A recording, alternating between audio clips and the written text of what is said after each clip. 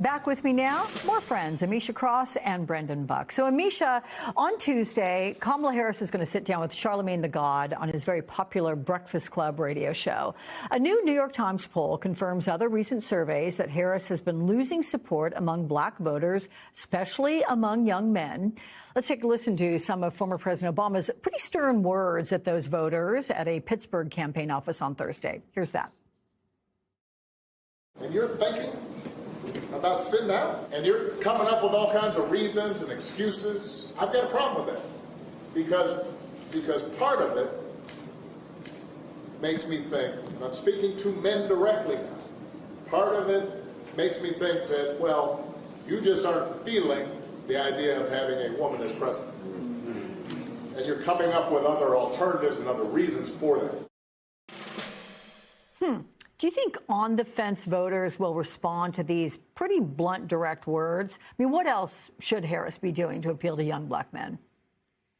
No, I don't think that that is the message that is going to move young black men or black men broadly. What we do know is that black men, in terms of the exit polls that we've seen in election after election, they vote a good 3 to 4 percentage points variance from black women. Black people holistically are the largest body of support for the Democratic Party and have been for some time. So I do think that a lot of this ire is misplaced. It started online and was led by some right wingers, and I think that it has kind of exploded. Are there people who are not necessarily excited about this election cycle?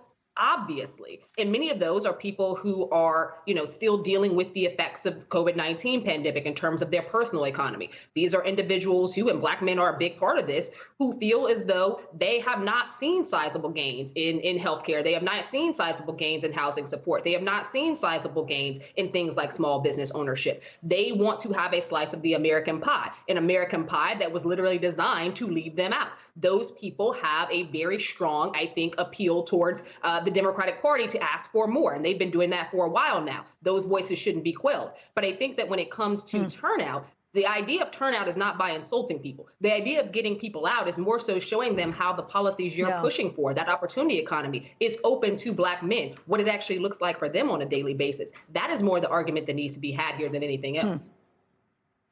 And Brendan, Donald Trump has been appearing almost exclusively on shows directed squarely at young male audiences. And these interviews mostly amount to Trump partaking in kind of fraternity house or locker room talk with young right-wing influencers and presenting himself as the ultimate alpha male bro type. Is avoiding traditional media helping Trump? I mean, what do you make of him doubling down on support from young men to get him to the White House?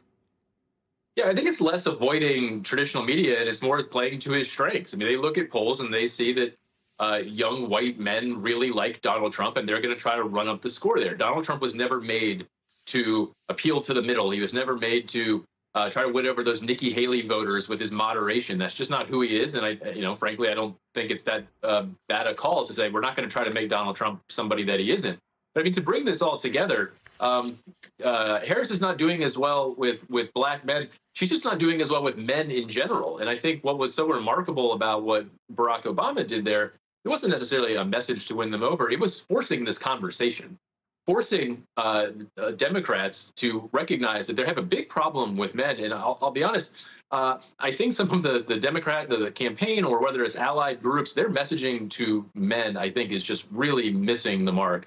Tim Walz going off and shooting some pheasants, that's fine and all. But their ads are like, look, if you're man enough, you can support a woman's right to choose. It's sort of like force feeding that you're a progressive. I think what Barack Obama did on stage at an event recently is much more effective. It's pointing out that Donald Trump is not the strong man you think he is. We've seen that men like strength as a characteristic, and Obama has made the point he's not a strong man. He complains constantly. He's probably the most insecure person in America, and trying to take him down a notch rather than saying strong men support the progressive agenda, I hope that they can figure out pretty soon that what they've been doing with men is not working.